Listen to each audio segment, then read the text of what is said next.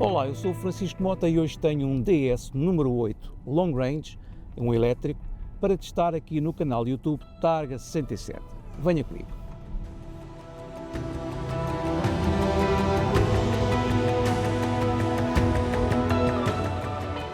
O número 8 é o mais recente modelo da DS, a marca Premium do grupo Stellantis. É um 100% elétrico, tem uma carroceria longa e baixa, num estilo um pouco crossover, e é também o novo carro oficial do Presidente de França. Nos próximos minutos vou à procura de resposta para as nossas habituais 3 perguntas. A primeira é saber se a qualidade deste DS número 8 está ao nível dos seus rivais alemães. A segunda é saber até que ponto o conforto está também ao nível da herança da marca e do modelo DS original. E a terceira, claro, saber quais são os consumos e as autonomias reais devidas pelo Targa 67. Mas antes de saber as respostas, não se esqueça de subscrever o canal Targa 67, de ativar o sino das notificações para não perder nenhum dos nossos testes. E agora sim, agora já sabe, fique por aí.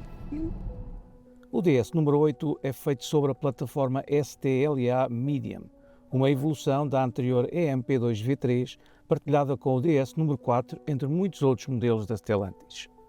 Tem 4,82 metros de comprimento e 2,90 metros de distância entre eixos, sendo um dos maiores modelos de passageiros das marcas europeias do grupo Stellantis. A versão Single Motor Long Range deste teste tem um motor dianteiro de 245 cavalos e 343 Nm, com tração às rodas da frente.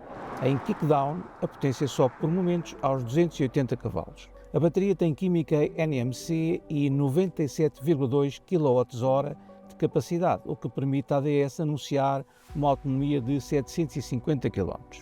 Existe na gama uma versão com bateria de 73,7 kWh, 550 km de autonomia e 230 cavalos de potência máxima. E a versão de topo, com tração às 4 rodas, 359 cavalos e a mesma bateria do Long Range de 97,2 kWh, com autonomia de 688 km. Os motores são fabricados em França, tal como as baterias, que aceitam carregamento até 160 kW DC, demorando neste caso 27 minutos para ir dos 20% aos 80% de carga. A frente é marcada por uma grelha iluminada e faróis Pixel LED Vision 3.0, adaptáveis em tempo real. As luzes de dia estão nos extremos e formam um V alto e estreito. A marca DS está no meio da grelha. No capô está um emblema com a designação do nível de equipamento: Palas, Étoile e Jules Verne. O capô é alto e longo. O habitáculo é quase totalmente vidrado, incluindo o tejadilho, com um óculo traseiro fastback muito inclinado e longo.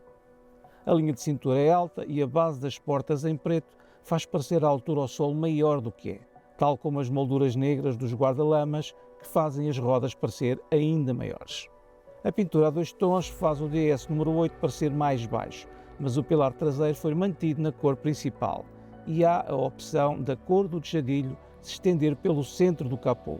As luzes de trás estão distribuídas nas 3 arestas de cada canto, formando 2 estrelas. A quinta porta é grande e dá acesso a uma mala com 620 litros de capacidade. Não será um desenho que apaixona à primeira vista, mas não há dúvida que tem bastante personalidade.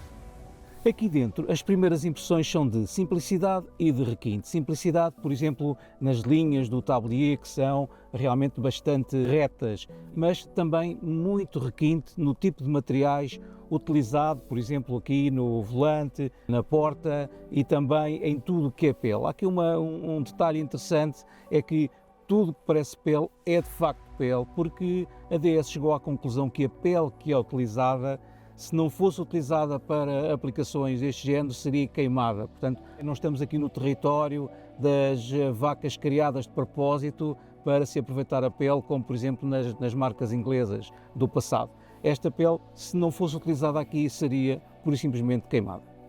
Aqui no centro temos o painel tátil, que é realmente muito baixo e largo, fora do hábito que temos visto hoje em dia noutros modelos. A lógica de funcionamento é a mesma dos outros modelos que usam esta plataforma, se bem que a aparência seja um pouco diferente. Mais abaixo temos alguns botões ápticos para funções mais frequentes. Aqui, continuando na consola, como vemos, é uma consola de 2 andares, como agora também começou a ser um hábito, com um porta-objetos com tampa aqui em baixo, carregador aqui em cima, e aqui temos o nosso famoso comando da transmissão encastrado e basculante. A sua utilização, eu continuo sempre a dizer, não é das melhores, é também um pouco lento, e depois ao lado continua a ter estes 2 botões, o P e este aqui novo, que é para ligar o One Pedal, que são muito pequenos. A novidade são estes botões, estão aqui transparentes para os modos de condução, para o volume do som, para ligar e desligar o painel e a função de voltar ao painel principal. Não são muito fáceis de utilizar também porque são muito pequenos. Talvez esta questão aqui do botão da transmissão pudesse ter evoluído para uma nova versão. Os botões das portas são bastante convencionais e fazem lembrar botões de outros DS do passado, mas a pega da porta está aqui escondida.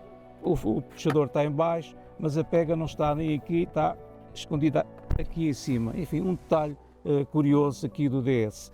Outro detalhe que é ainda mais interessante é de facto o desenho deste volante. Ele tem 4 braços aqui a formar um X e de facto faz lembrar os primeiros carros de competição do princípio do século XX.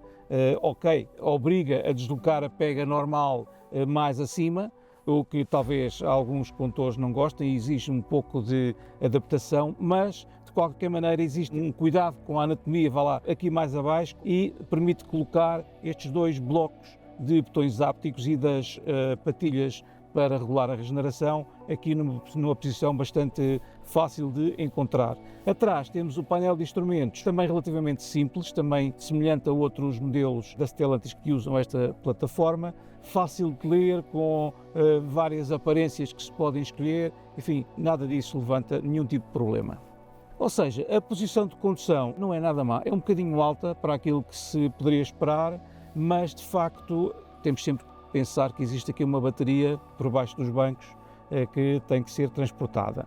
Além disso, esta posição um pouco mais alta, ela está muito bem centrada com os pedais, com o banco. O banco é muito confortável, tem o encosto de cabeça integrado e tem vários tipos de aquecimento, mais no pescoço, também aquecimento da totalidade do banco, enfim, tem vários também ajustes que não são vulgares, mas esta posição de condução permite também ter uma boa visibilidade em praticamente todos os ângulos e para trás talvez seja um pouco pior, mas o retrovisor tem aqui esta função de se transformar no visor de uma câmara que está colocada no tejadilho e virada para trás, portanto temos sempre esta hipótese digital de ver o que é que está atrás do nosso carro.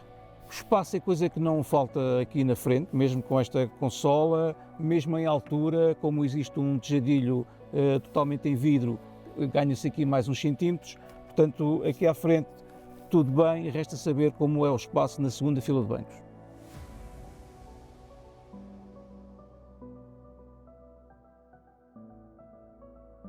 A habitabilidade na segunda fila desilude um pouco face ao comprimento exterior, culpa do piso alto, que obriga os joelhos a ir altos, deixando as pernas mal apoiadas. A largura é confortável para 2 adultos.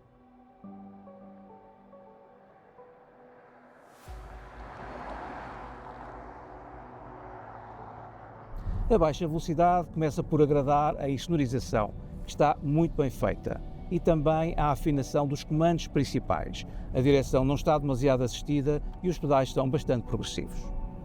E como acontece em muitos modelos elétricos, o modo de condução Eco acaba por ser o melhor de utilizar, por ser o mais suave e não provocar nenhum tipo de solavancos quando se acelera. O sistema de regeneração na desaceleração tem 2 patilhas aqui no volante que servem exatamente para escolher um de 3 níveis de regeneração. Infelizmente, não existe o nível 0, que é o mais apropriado para utilizar em autoestrada.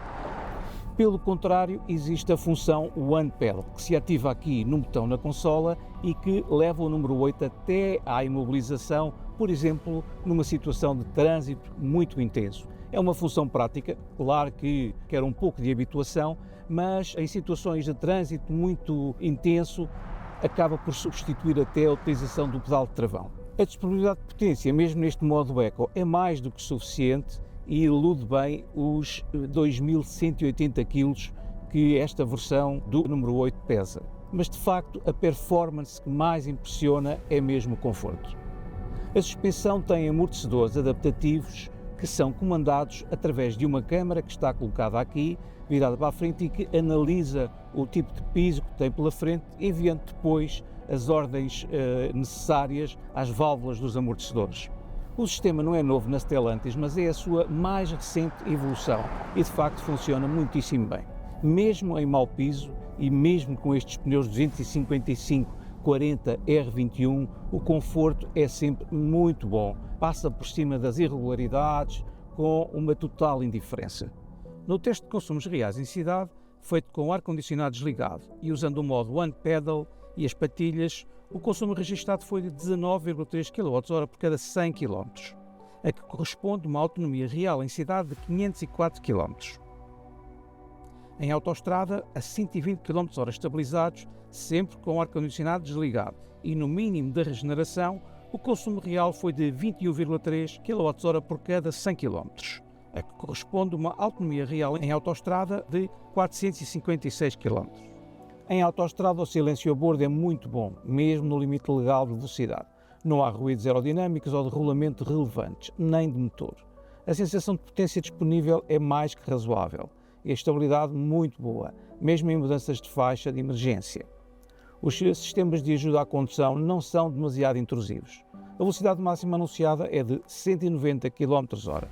De entre os 3 modos de condução disponíveis nesta versão, claro que é no modo Sport que se sentem as maiores diferenças, seja na assistência da direção, na sensibilidade do acelerador e do pedal de travão ou até no comportamento dos amortecedores. Tudo fica um pouco mais tenso, mas sem exageros. O nível de conforto mantém-se muito bom. Em termos de comportamento numa condução um pouco mais rápida e sabendo que temos aqui um carro com tração às rodas da frente, é claro que quando exageramos um pouco na entrada em curva, surge um pouco de subviragem, mas muito tarde os pneus conseguem resistir muito bem a essa tendência. Mas a verdade é que esta subviragem surge de uma forma muito fácil de perceber e de emendar. Isto porque a inclinação lateral do número 8 é muito reduzida, fruto do centro de gravidade ser muito baixo, e os pesos estão muito bem distribuídos entre a frente e a traseira. A tração é muito boa à saída das curvas, deixando depois fazer muito facilmente a aceleração do 0 aos 100 em 7,8 segundos. E mesmo quando se exagera um pouco e se tenta provocar a traseira na entrada em curva para ela deslizar um pouco, mas a verdade é que o ESC não está muito virado para esse tipo de brincadeiras e mantém a traseira muito estável. A DS conseguiu chegar a um compromisso muito bom e bem alinhado com o DS original, ou seja, muito confortável e com bom controle dinâmico. Mas a verdade é que ser 100% elétrico traz outras vantagens além das dinâmicas. O refinamento e utilização seria impossível de atingir com um motor térmico. E a verdade é que a DS aos poucos se vai aproximando cada vez mais dos seus rivais alemães. O que está próximo dos automóveis, sobretudo dos novos modelos lançados em Portugal, são os testes do Targa 67. Por isso, não se esqueça de subscrever o canal e de ativar o sino das notificações. E é tudo. Até ao próximo filme do Targa 67.